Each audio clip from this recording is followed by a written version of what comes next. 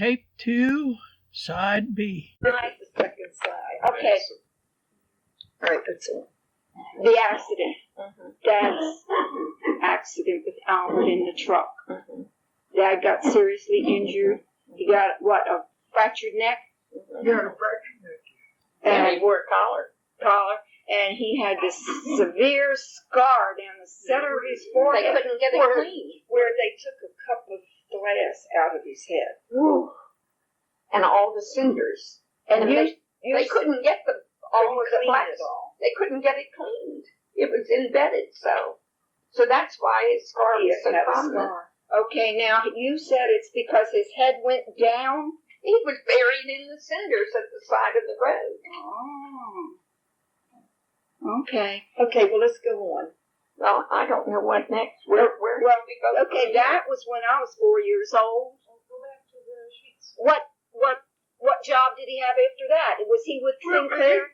He was with Sinclair, yeah. Oh, he was at that time. I was going to say, because I remember the dinosaurs. Remember playing with dinosaurs? And then along with, after that, then, he went back to work on the B&O. Well, now, wait a minute. No. All right, after this job there, and his accident, Sinclair Oil Company bought Richfield. And Bethlehem. If you remember Bethlehem Oil Company in Baltimore, which was part of Richfield. Anyway,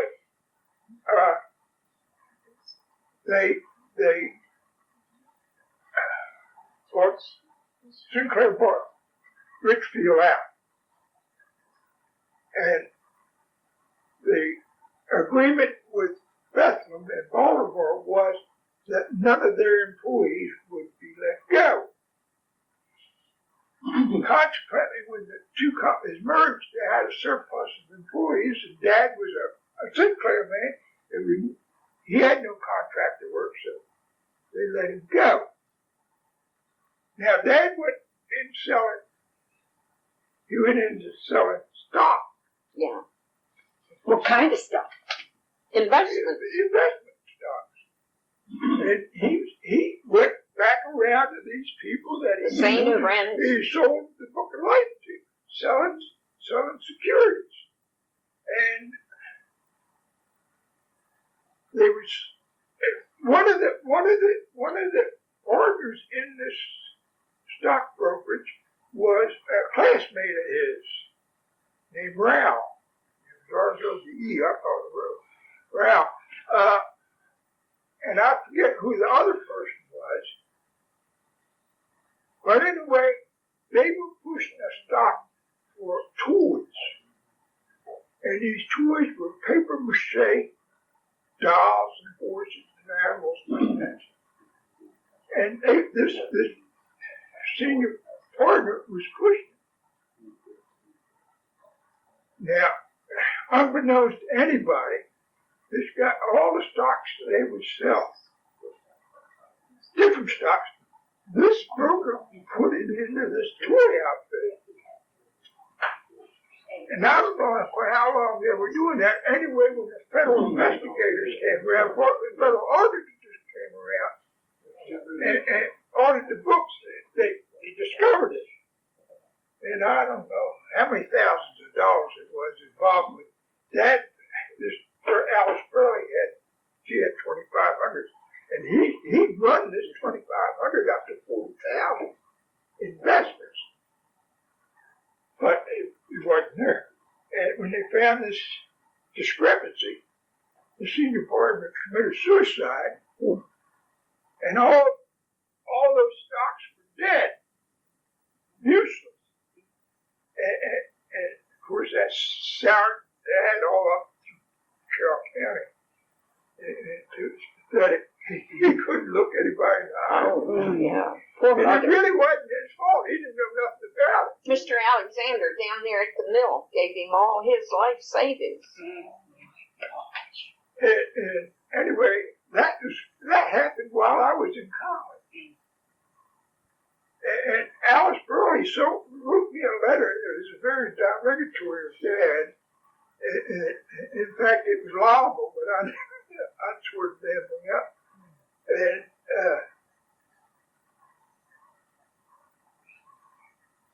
Then after that, that was before the war. That was 1940, 41.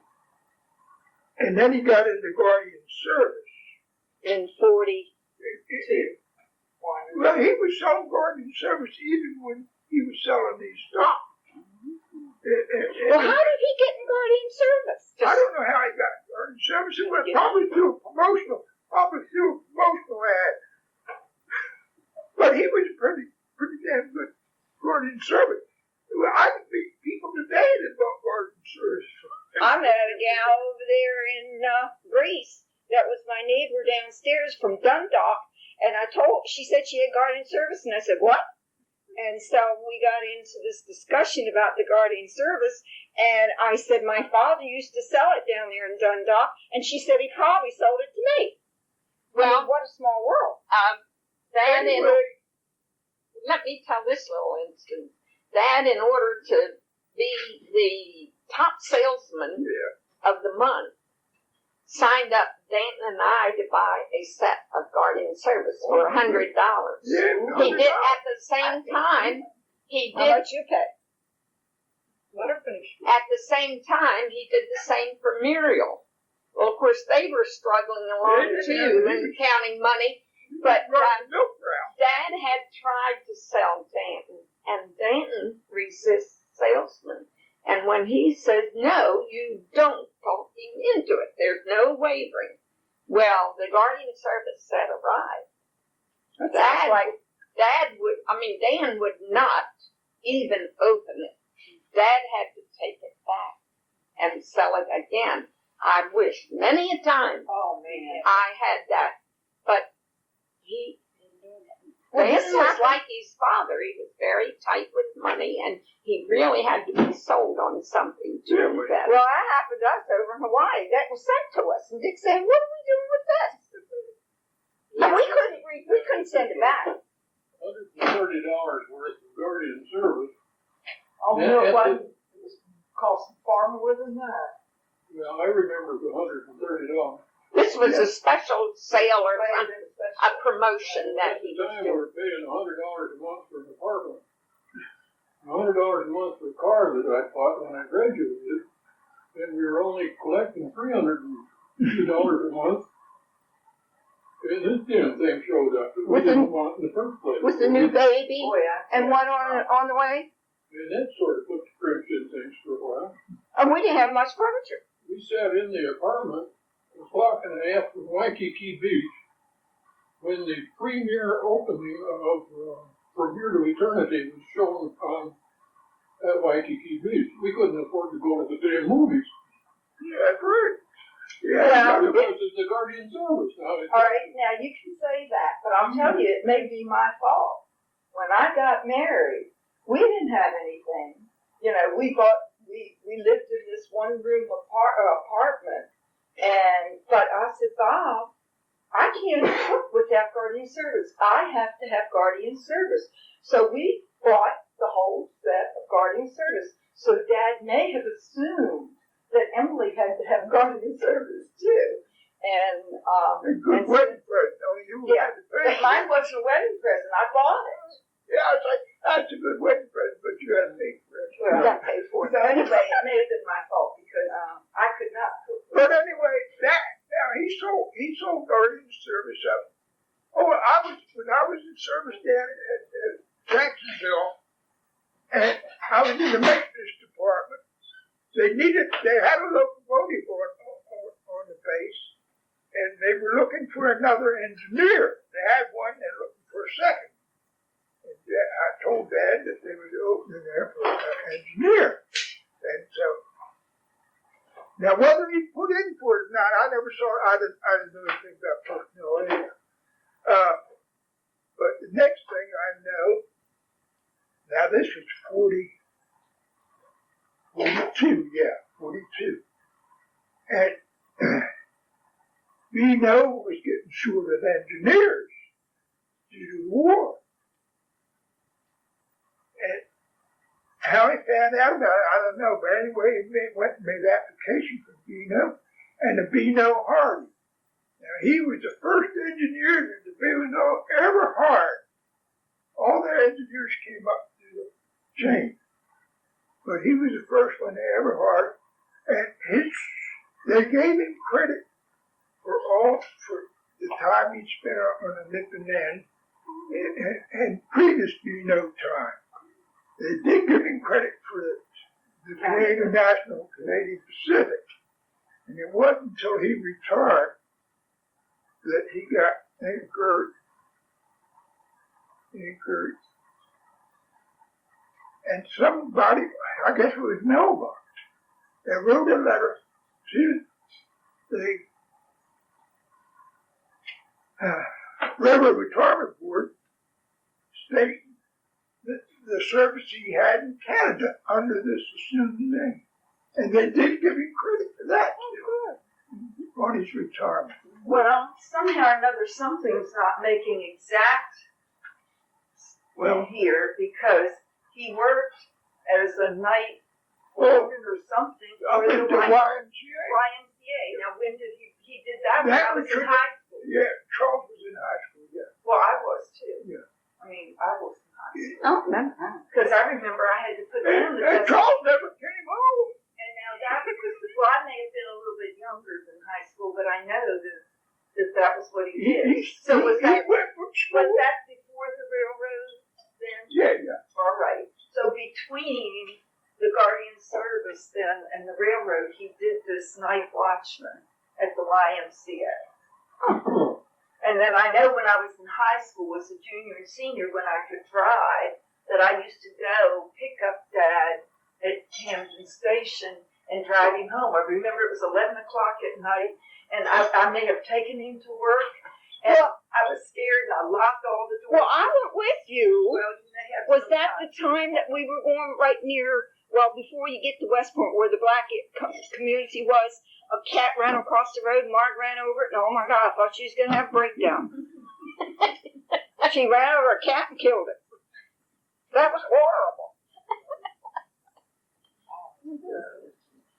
And I thought, oh well, my I just God. wanted to get that job in there. And Yeah. I knew that thing in This there. makes me think that when I was working, changed jobs up to North End, that Dad I was paying, and the way I helped the family out, I paid their rent $40 a month. Well, whatever. It was rent to me. Plus, occasionally Dad would say, I don't have any money to pay the gasoline truck when they deliver gas, which would be $20 or $25. So I would sacrifice that with what little salary I was making. Even up at North End, I got paid $1 a day, plus my tips. So I would average anywhere between $15 to $20 a week in tips. So I wasn't able to save very much, but I would get that and occasionally some money to put in the bank for me. And Miss Fanny and Miss Edna's brother, Charlie Wilson, the New Windsor Bank, National Bank, had failed. And Mr. Charlie would keep telling me he wanted us to invest in stock at $10 a share, just to please him. I bought one share. Boy, that one share has split into 12. And the value is still only $10 a share. But you try to buy a share now, and they're several $100s. People clamor to buy. Well, if an estate sale comes up and the shares are put up for auction, you don't buy them cheap. You know, I remember some stories that Maria would tell. She told, you know, when I was young, I guess maybe around the time, maybe before you came home to help with the, well, man, I know it was after because I was old enough to remember maybe I was 3, maybe 4 years old. Maria was taking care of the kids in the family, and she'd give me a bath, and she'd set me on the toilet, and she'd dry my hair and dry me all over and be my mom. She was mom. Yeah. That was her job, to bathe all of you kids, to put you to bed. And of course, had to wait for her. She said Skip had to sit outside and wait for her to go out because she was in the house taking care of the kids. But she used to, before that, Mark, when she was down there, she went with this Miles boy. Who Muriel did. No, you did. Not that I remember. And you know where they made the potato chips on that? Miles. He went with them last summer. Now, Muriel went with the Kaboski boy that was down at the street. And one night, Muriel and this, his first name was sitting on a swing. Vince. Oh, yes. And Dad, I don't know, he thought there was something improper going on. He grabbed her off the seat and give her a thrash right there. Well, let me tell Can you. you believe she must have been what? 16, 17 years old? Before I got my ring, and Dan had asked me to marry him, and I was 18.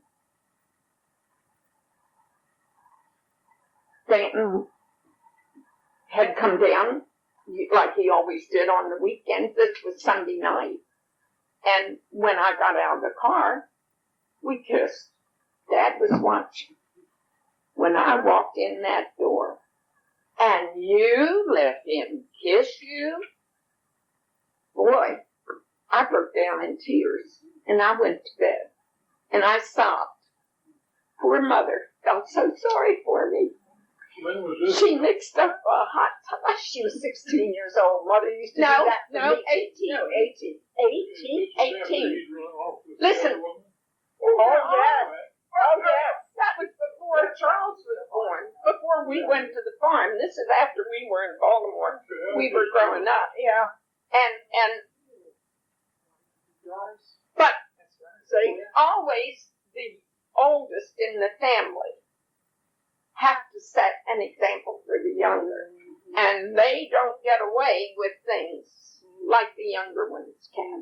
Well, times change. Even in your own rearing of your children, your younger children got away with murder compared to your older. Yeah. And the same thing Muriel told me, and she liked this. Oh, she did. And Dad was the one That broke that up. he also broke me up. I had a Yeah, friend, you did. Jack, that I dearly loved. I don't know how many months we didn't date that much. I just went to some school affairs with him.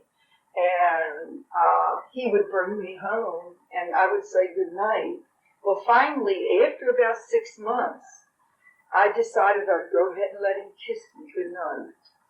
And he said that he had made up his mind that if I didn't kiss him that night, that was it. And so we continued to go together. What was his last name? Sandless. Sandless, yeah. And his father had development over in Randall. Mm-hmm. And so then I then went steady with Jack, went to the school dances and all that, which is another story about whether he was going to let Now us go to a dance, yeah. And finally, Mother talked him into letting us go to school dances. And Jack invited me to a Knights of Columbus dance, which is what a Catholic association. And he came to pick me up, and Dad found out. And I mean, he stood there and lectured that boy about taking me out and doing this. But I guess since he was already there, they let me go with him. It was the nicest dance I ever went to. They had card tables all around that we could sit, and only Coke. And it was just a very, very nice affair for school dances. You had to stand. There was no place to sit. But Dad really... He lectured me, and I don't know how the hell he could have done it. No, he didn't, except then when I was a senior and graduating, how we got around going to being there for the after graduation party and all this stuff, and I always had to be home at midnight. And what happened is on a dance, we always had to leave the dance early to get me home. And he got me home one night, maybe 2 or 3 minutes after 12. So Dad just announced you can't go out with him anymore. That was it. And I can just remember crying. But graduation, how we got around it, I had Jack's mother call Mother and ask if, since everything was up that way and close to theirs, instead of bringing me all the way to Lansdowne, would it be all right if I stayed at their home? And so that was how it worked, so I could stay out and come to them like when everybody else did. So I spent the night at Jack's, and that's how I got through that. But then I went out and came in late, and Dad just said I couldn't go anymore. So all summer, Jack would call, and I would answer the phone, and he would ask me, to go somewhere or do something. I would go ask Dad. No. So then the next day he'd call, he'd ask me, and I'd go ask Dad, and Dad said no. And finally, it was like the end of the summer, like the end of July or the 1st of August. And this is, I'm going to college. And I asked him if I could go out, and it was an afternoon. And Dad let me go. So Jack came and picked me up, and we went for a ride. And that was the farewell. He couldn't sit and wait for my father, to make up his mind to let me go out with him. He couldn't take it anymore. I cried once. During this time, you were going out with Jack was when we had the accident. Oh. Wasn't it? Mm-hmm. Because Jack had to come over and help us. You called him. No, I didn't. We We walked back and found Gabe. We walked back, and I guess I knew where somebody lived, and I thought he came and helped us. Oh. Maybe we did call Jack. I thought you. Well, anyway, we were coming home from church. Yeah. And we were going down the steep hill. And they were repairing the road and all, and so At the bottom. Must have been some mud, and I lost control of the car. Oh, I thought it was. You would drive to where your father That's the drove. way my father taught me. And every time you come to a hill, you throw down a gear and drift. And I was drifting down the hill. And Picking because up of what was on the road, then lost control. I went off into the trees. We went down the bank. Down the hill, and over here on the left, there was a tree in the cemetery, and it was like down maybe Okay. a 6 or 8 feet bank. And we just went off into the tree and sat down. And that's when you were on the floor and it was crushed in Yes. ice, and everything was And black. she'd been sitting up, she'd been killed. The whole trunk of the tree came over into the passenger corner, and if I'd been sitting up with the seatbelt, I wouldn't have made it. I would have been crushed. As it was, I was thrown against the windshield. Right. Must have knocked me out. Fell on the floor down in a corner, and the tree then evidently hit the car, and I was okay. And there's no house Yeah. or anything. We both crawled out. So we crawled out and walked back up the hill. And all these people were standing up there watching and looking and saying, "Are you okay?" And, yeah, we're okay. But I still remember going down that hill, and I still say it's my fault. And Marv, has her explanation. Charles has his explanation. I was saying that Marv was going too It fast. was my car, though. Whose? It was my car. Oh. Oh. Okay. I thought there were cars parked on one side, and a car was coming off the hill toward us, and Marv was going down so fast. I said, "You're not going to make it." And I said, "I scared her." And Charles said, "No, it was her fault. She knew what she was doing." Well, because I'm still here. Yeah. And I you said, were already Yeah, scared. That's right. when I joined the Navy, you couldn't take a car with you. And so I turned it back to Dad. And I should have taken it back when I got my commission, but I didn't. My father-in-law drove an old Studebaker Commander down from Baltimore down. Now I drove 800 miles, and he used 8 gallons of fuel. But oil. I think it was oil burn. 8 gallons of oil in 800 miles. Mm. And that's the first thing I had to do was overhaul that engine when I got it. I did that on the station. Well, I guess But, you know, I mean, talking about you girls getting lectured, I mean, I got lectured too.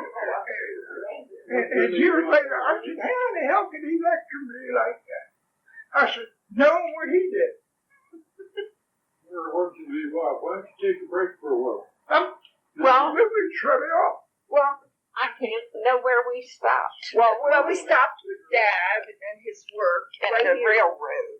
But, Yeah. Yeah. But he stayed on the railroad after that. He retired. He retired on Right. the railroad. He Retired. still made part of the service, so while he was still on the railroad. Okay. Yes, Well, he it's did. on the tape, it already- Well, Okay, it's let's- on your tape. Okay, now the thing that I remember about his retirement was that we were in Texas, Dick and I were in Texas, and I was having Bar Joe, and Mom and Dad came down to Texas to visit. At that time, what year was that?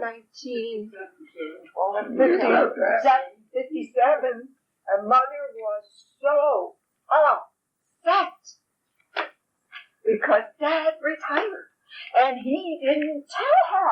I remember coming up to the farm. No, He ma'am. was 70 years I'll old. tell you, But he only had 1 year to go to get full retirement, and she couldn't understand it. Edgar had Well, she don't know. No, let let me me finish. tell you. No, that's fine. But Mother said 1 more year, and he could have had full retirement, which he didn't have. Now this is all I remember. And she said that many years later, Dad got this stroke, and she didn't know it, but she thinks that that was the reason he retired early, was because he was sick and he didn't want to tell her. He was. Now, when I rode the train to Washington every day and back, the crew on there, the trainman was his trainman, the conductor was his conductor. Oh my God. And they told me, well, the conductor told me Dad had saved his life one time, or what it was, I don't know. But he said he saved his life. But Who would say who's what? Dad had saved the conductor's life.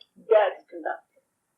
But Dad passed a signal. And the foreman called over and they're supposed to, every time they pass a signal, they're supposed to talk to each other about the signal being there. And Dad didn't answer. And the foreman went over there and looked at him, and he was classy. I went down there. Then all of a sudden he came out and everything was all right. When was this? It was on a locomotive. What year? I don't know. Because that goes along. That goes. Anyway, they didn't say anything.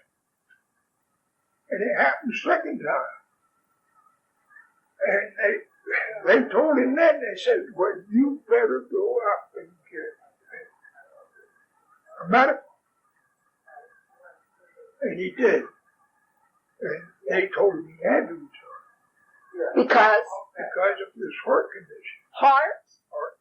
He had a stroke. There's many strokes. They call it. But heart isn't stroke. Yes, Yes, it is. Stroke is A stroke in the is head. I mean, stroke is in the brain. This It's is in the true. brain. And I've had many strokes too. I've never circulation. been unconscious from a stroke, but I've been a stroke and they affect me. I feel it happen. I don't know what happens. Okay, And Mark. you can have those. You can have a lot of them as far as that goes. Well, Dad must have had a lot of them because, Mark, I remember, and I don't know if you were around, but we would go, Dad and I would go, I know, when I was home with family, when I was married, when I was in high school, when I was married and I had kids, and I was home. You weren't in high school then. I was married and I had kids, and this was when Dick was in Korea, I guess, and I had Jerry, and I would go in with Dad to pick Mother up from work on Thursday nights, and oh my gosh, how scary. Dad knew how to get to a May company. Yeah.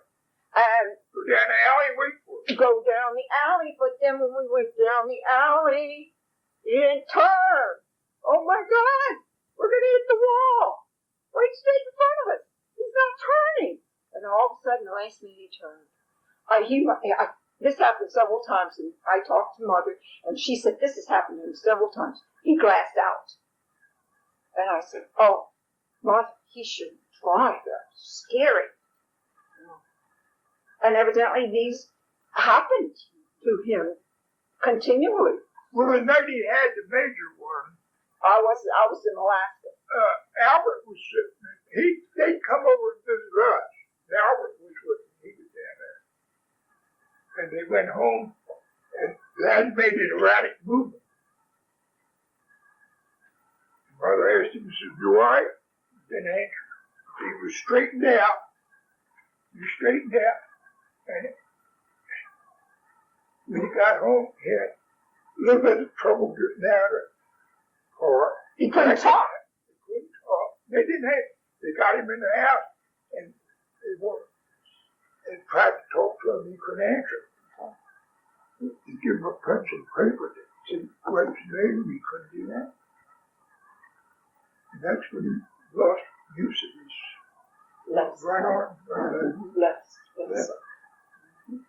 Yeah, you have to think about how he might have felt not able to express or not able to form the words the way he wanted them to come out. It was frustrating. And Mother said later, then she learned that they give rehabilitation to stroke people at Johns Hopkins. So she called and got in touch with them. They wanted to know how long he had the stroke, and it had been 6 months. They said, we can't do anything for him. Yeah. Well, we were up in Alaska when this happened. 62 or 3. We came out in 62. I guess We it ended up was. there in 59. Now, when did we go to Oregon? And Mom and Dad came out there, and Dad, they had a stroke.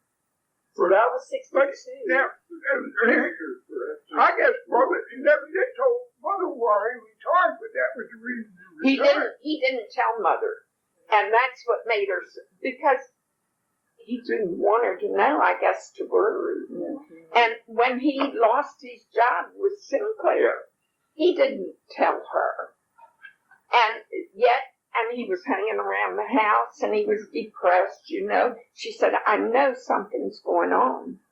Well, I don't know what. Well, who had told me that his retirement really was a care settlement rather than a pension? He got a pension. Now, and he got railroad retirement, he got Social Security. Couldn't get a law for you.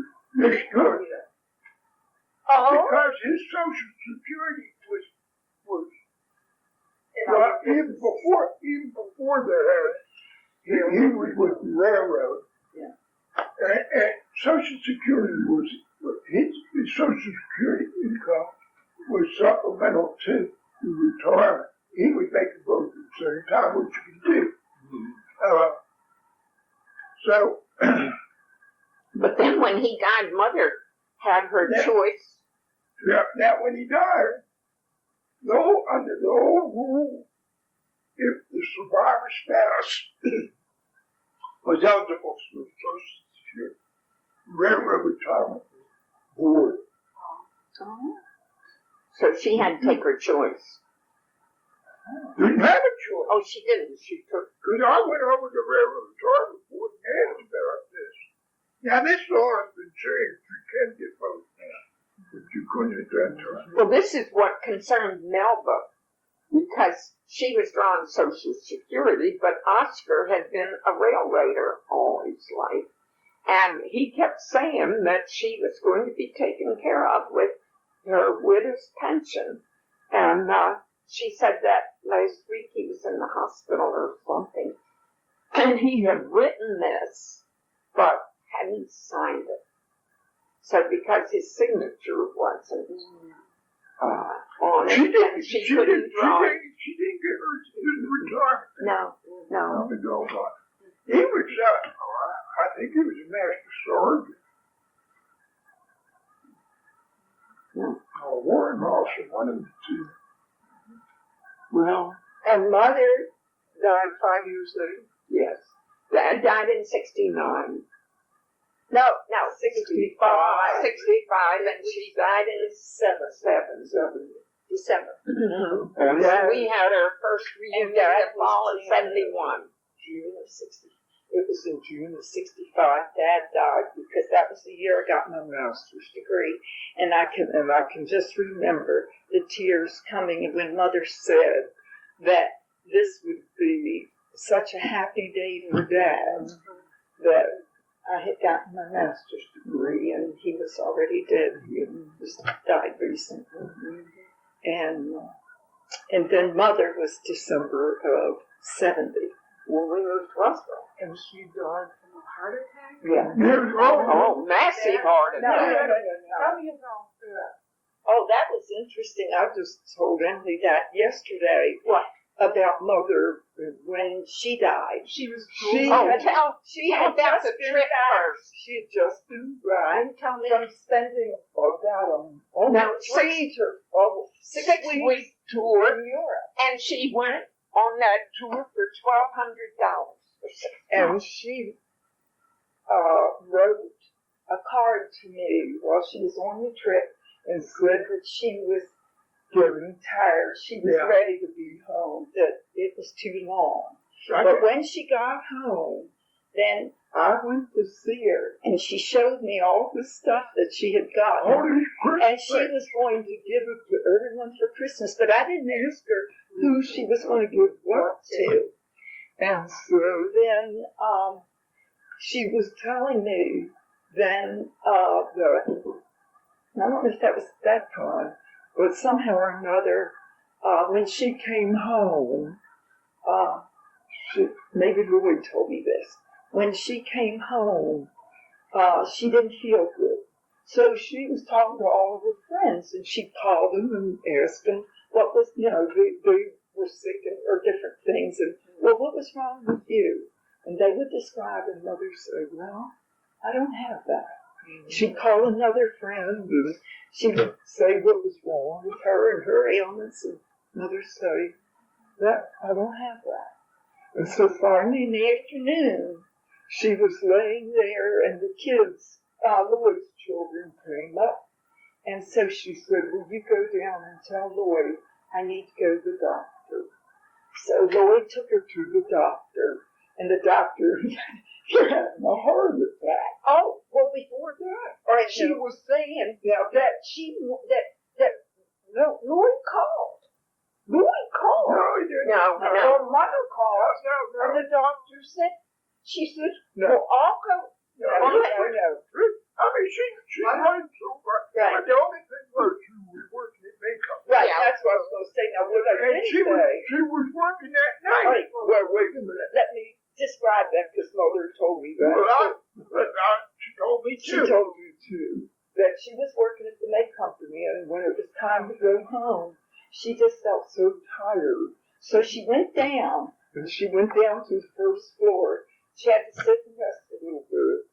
She went out and sat on the sidewalk and rested a little bit. Yeah. She got to the car and rested a little bit. She drove home On the Beltway. and she was tired when she got there, so she got herself up, and and finally she got herself upstairs, and finally she got herself across the bed and laid there with her clothes All on. night.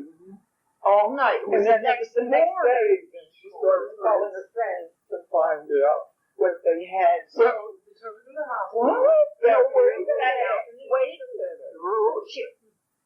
Anyway, this day that she was calling her friends, she brought all her bills up to date. Oh, really? She wrote all her bills up to date and designated the Christmas present. Oh, no, she did not. Well, anyway, they told me that. She said she bought this for me. I don't know what it was. Well, Anyway, I know what I David came up that afternoon. She said, told David to go down and get a car. Right. And Lloyd came up, and Lloyd took her over to his doctor. Whatever. Well, right here is where, they called the doctor. No, And in the office. Lloyd took her over. Lloyd took her over to the office, and he put stethoscope on it. And he said, we gotta put you in a hospital. Mother said, well, I don't need to go to any hospital. He said, you aren't going to move out of here until we get an ambulance to take you. Right. She said, oh, Lloyd's going to take me. That was it. Right. That was in the doctor's And he said, you're not going in a car. And she And he got over there, and Lloyd called me. And that was Friday night. That was Friday night. Saturday night, we went over there. I went over to visit Sunday. The whole family. Kathy was in training. And I said something.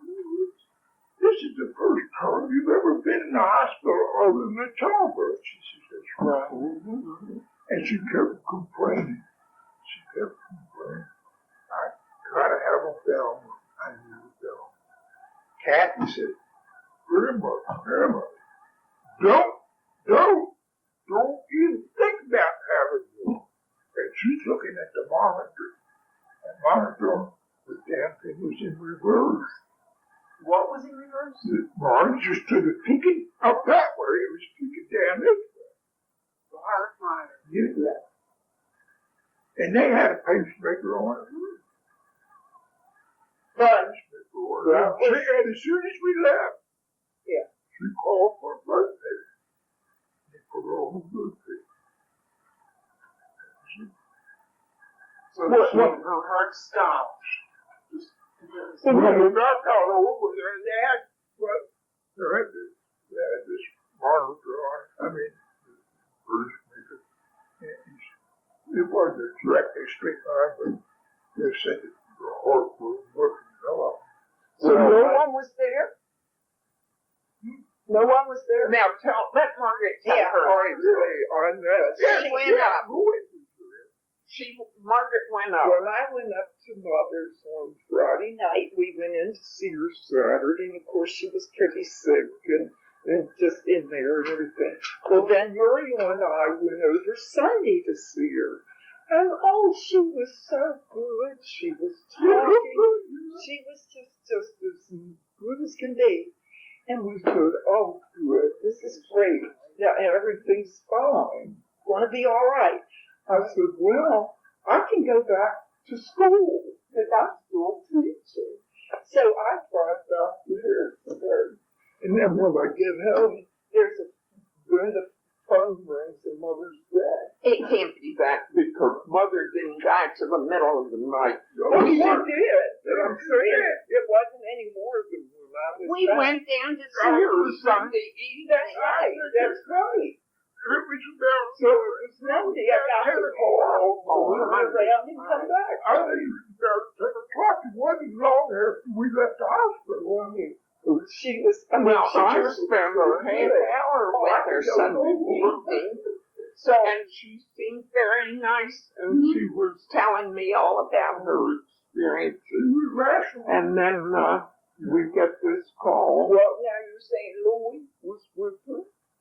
Yeah. Nobody We had to get out. You couldn't stay later. There are 9 o'clock. We got out. Why? And she died.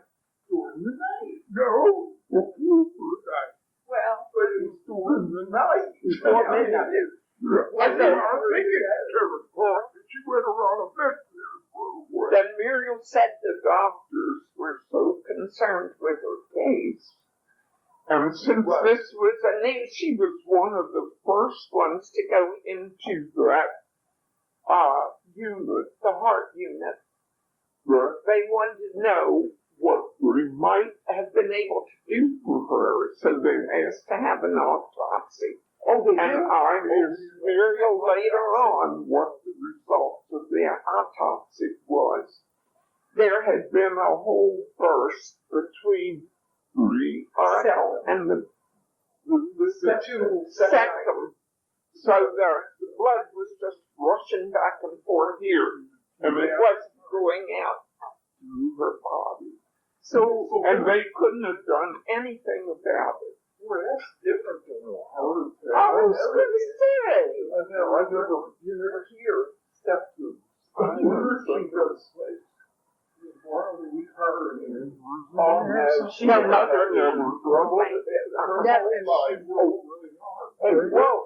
Whoa. Yes, she did. Because while I was home, and I'll remember what it was, she was passing out. She had high blood pressure. Yes, she had high blood pressure, and she did not take high blood pressure regularly. No. She only took it. She said she could tell when she needed it. Or we'd go lay down for a couple of days. Yes. That's high I blood guess pressure. it was when I was home with Jerry. When that was a real Korean, I went down just before I moved. I had to move to go to Hawaii with Jerry. I went and spent some time with Mother. And she was telling me that she was passing out. She woke up one time, her head down in the sink. I said, Mother, that's terrible. You need to find out what's wrong. So maybe she did. I don't know.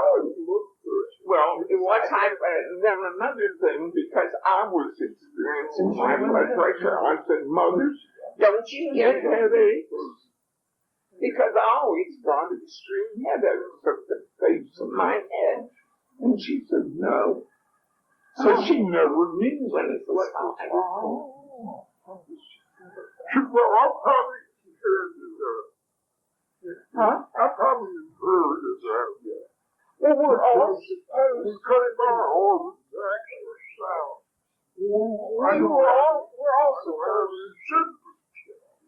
we're all supposed to have this tendency.